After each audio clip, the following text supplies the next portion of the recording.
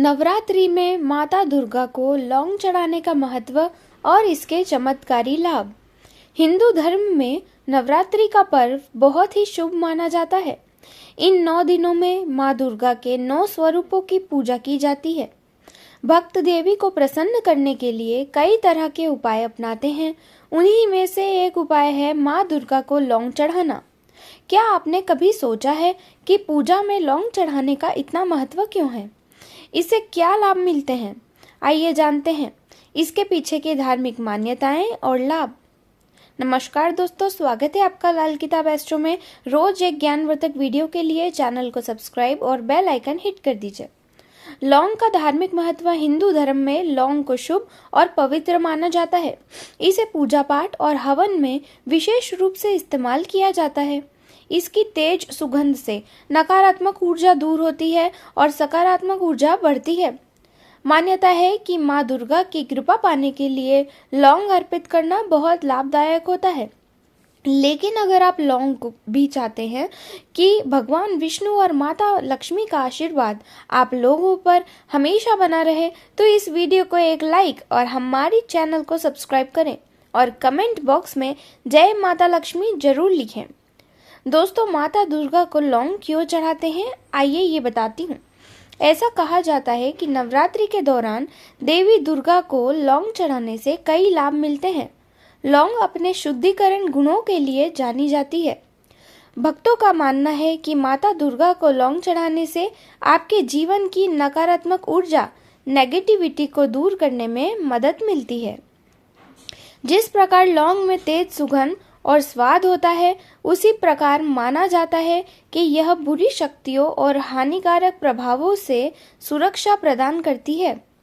देवी दुर्गा रक्षक और बुराई का विनाश होने के वजह से भक्तों को सुरक्षा और संरक्षा का आशीर्वाद देती हैं। इसीलिए लौंग चढ़ाना बहुत शुभ माना जाता है। माता दुर्गा को लौंग चढ़ाना भौतिक धन, सफलता और जीवन में समग्र समृद्धि को आकर्षित करने से भी जुड़ा उपाय माना जाता है। मान्यता है कि देवी दुर्गा उन लोगों को अपना आशीर्वाद प्रदान करती है जो भक्ति पूर्वक लौंग चढ़ाते हैं। दोस्तों, नवरात्रि में लौंग चढ़ाने के नियम अब बता देती हूँ, तो ध्यान से नोट कर लीजिएगा। देवी दुर्गा को लौंग चढ़ाने की विधि का विशेष महत्व है। ऐसा कहा जाता है कि आपको कुछ नियमों का पालन करते हुए ही माता दुर्गा को लौंग चढ़ानी चाहिए।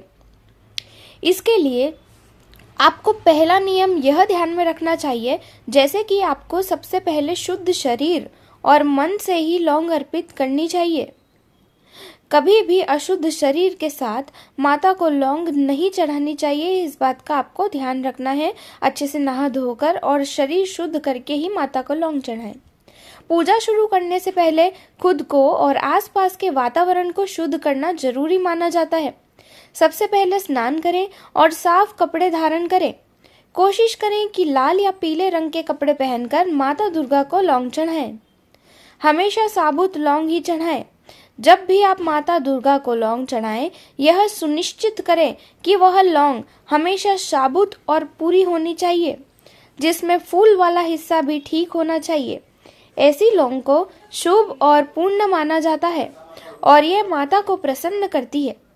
अगर आप बिना फूल वाली लौंग चढ़ाते हैं तो इसे अधूरी और अपूर्ण माना जाता है, जो पूजा के लिए शुभ नहीं होती। अपूर्ण लौंग चढ़ाने से माता की कृपा प्राप्त नहीं होती है। इसीलिए विशेष ध्यान रखें कि लौंग पूरी हो, कहीं से भी टूटी फूटी ना हो और उसमें फूल का जो हिस्सा है वो भी मौजूद हो। लौंग का यह फूल वाला हिस्सा माता दुर्गा को समर्पित करने से आपकी मनोकामनाएं पूरी हो सकती हैं और माता का आशीर्वाद भी आप पर हमेशा बना रहता है और आपको मिलता है। नंबर 2 पर बात करें तो जो विवाहित लोग होते हैं वो माता दुर्गा को जोड़े में चढ़ाए लौंग। विवाहित लोगों के लिए माता दुर्गा को लौंग चढ़ाते समय विशेष ध्यान रखना चाहिए कि लौंग हमेशा जोड़े में ही अर्पित करें। ऐसा माना जाता है कि शादीशुदा लोगों को कभी भी एक लौंग नहीं चढ़ानी चाहिए, क्योंकि यह अधूरापन दिखाती है। वहीं लौंग का जोड़ा जो होता है वो अर्पित करने से दाम्पत्य जीवन में सामंजस्य, प्रेम और सुख समृद्धि बनी रहती है। इसके साथ ही जो लोग अविवाहित हैं या जिनकी अभी शादी नहीं हुई है, उन्हें एक लौंग चढ़ाने की सलाह दी जाती है। यह उनकी स्थिति के अनुरूप माना जाता है और विवाह से पहले की आवश्यकताओं का प्रतीक होती है। इस नियम का पालन करने से माता की विशेष कृपा प्राप्त होती है, जिससे विवाह में जो भी आपकी बाधाएं, रुकावटें आ रही होती हैं, वो दूर होती हैं और सुख वैवाहिक जीवन का आशीर्वाद आपको मिलता है। दोस्तों, नवरात्रि में लौंग के उपाय। अब आइए जानते हैं कौन से वो खास उपाय हैं जिसे करने से आपकी किस्मत चमकेगी। तो सबसे पहले, अगर आप बेरोजगार हैं या आपको अपनी मनचाही जगह पर नौकरी नहीं मिल रही, तो आपको नवरात्रि में लौंग एक आसान उपाय करना चाहिए। आपको करना बस इतना है कि नवरात्रि में माता की पूजा के दौरान 2 लौंग लेकर उन्हें 7 बार अपने सिर पर वारना है। इसके बाद इन दोनों लौंग को भगवती के चरणों में रख देना है। माना जाता है कि इस छोटे से उपाय को करने से बेरोजगार लोगों को रोजगार मिलता है, अच्छी नौकरी मिलेगी। जो लोग नौकरी पेशा हैं, उन्हें प्रमोशन या आमदनी में वृद्धि मिल सकती है। जो व्यापारी हैं, उनका व्यापार अच्छा चलेगा।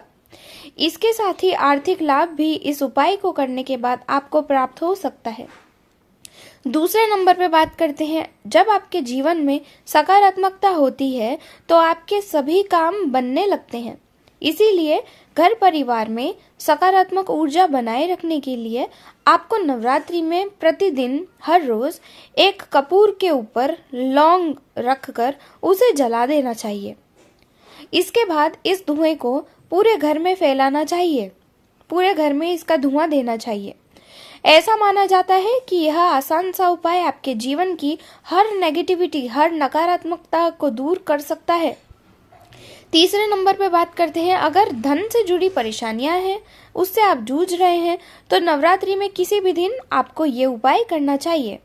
आपको करना बस इतना है कि 5 इलायची, 5 सुपारी और 1 लौंग लेकर उन्हें माता दुर्गा के चरणों में रख देना चाहिए। इसके बाद इन तीनों चीजों को एक लाल या पीली पोटली में बांधकर उस स्थान पर रख देना चाहिए जहां आप धन रखते हैं, जैसे कि आपकी तिजोरी या फिर गल्ला। मान्यताओं के अनुसार यह उपाय करने से आपके जीवन में धन धान्य की कोई कमी नहीं रहती, कर्ज उतर जाएगा और धन कमाने के कई स्रोत आपको मिलने लगते हैं। चौथे नंबर पर बात करें तो अगर आप चाहते हैं कि आपके जीवन में हमेशा सुख समृद्धि बनी रहे, तो नवरात्रि के दिन में आपको घर के मुख्य द्वार के सामने लौंग के तेल का दिया जलाना चाहिए या फिर सरसों के तेल में लौंग डालकर फिर दिया जलाना चाहिए। ऐसा करने से जो माता रानी का आशीर्वाद आप पर हमेशा बरसता है। घर में मौजूद नकारात्मकता, नेगेटिविटी या फिर बुरी नजर भी इस उपाय करने से दूर होती है। नवरात्रि के दौरान अगर आप किसी हनुमान मंदिर में जाकर चमेली के तेल का दीपक जलाते हैं और उसमें 2 लौंग डाल देते हैं, तो आपको जीवन में सफलता मिलना शुरू हो जाती है। दीपक जलने के बाद आपको वहीं पर बैठकर या फिर खड़े होकर हनुमान चालीसा का पाठ करना है और राम नाम का 108 बार जप भी अवश्य करना है। यह उपाय अगर आप नवरात्रि में मंगलवार के दिन या शनिवार के दिन करते हैं, तो इससे कोई शुभ फल आपको मिल सकते हैं। आपके जीवन की सभी अड़चनें, रुकावटें, बाधाएं इस उपाय को करने से दूर हो सकती हैं। छठे नंबर पर बात करें तो नवरात्रि में राहु केतु के अशुभ प्रभाव से मुक्ति पाने के लिए हर रोज लौंग का 1 जोड़ा शिवलिंग पर अर्पित करें। ऐसा करने से भगवान शिव की कृपा आप पर होगी और कुंडली में राहु केतु के अशुभ प्रभाव दूर होंगे। 7वें नंबर पर बात करें तो नवरात्रि के 9 दिनों में रोजाना लौंग और कपूर का धुआं पूरे घर में रोजाना करने से आपके घर से अशुभ ऊर्जा और नकारात्मकता दूर होती है। रोजाना सुबह 9 दिनों तक इस उपाय को करने से आपके घर से सभी प्रकार की नकारात्मकता कम होती है। 8वें नंबर पर बात करें तो नवरात्रि में सवेरे सवेरे सूर्य को जल अर्पित करें। इसके बाद लौंग को घिसकर अपने माथे पर तिलक लगाएं। इससे आप नकारात्मक ऊर्जा से बचे रहेंगे। आप चाहें तो घर से निकलते समय 1 लौंग अपनी कमीज की जेब में रख सकते हैं। इससे भी आप नजर दोष आदि बुरी किसी नजर से बचे रहेंगे। नवरात्रि में चांदी की 2 लौंग बनवाकर देवी के मंदिर में अर्पित कर दें। इससे आपके ऊपर का तंत्र मंत्र टोना टोटका जो भी होगा वह समाप्त हो जाएगा। 9वें नंबर पे बात करें तो नवरात्रि में जब भी कभी माँ दुर्गा की आरती करें तो उसमें 3 लौंग रखें। इसके बाद माँ दुर्गा की आरती करें। मान्यता है कि ऐसा करने से घर नकारात्मक ऊर्जा नष्ट होती है, परिणाम स्वरूप घर सकारात्मकता में बनी रहती है। इसके अलावा घर में सुख समृद्धि भी आती है। 10वें नंबर पर बात करें तो लौंग चढ़ाने की विधि। एक लाल कपड़े में कुछ लौंग लपेट लें। याद रखें कि लौंग टूटी फूटी ना हो। इस लाल कपड़े को माता दुर्गा के चरणों में रखें।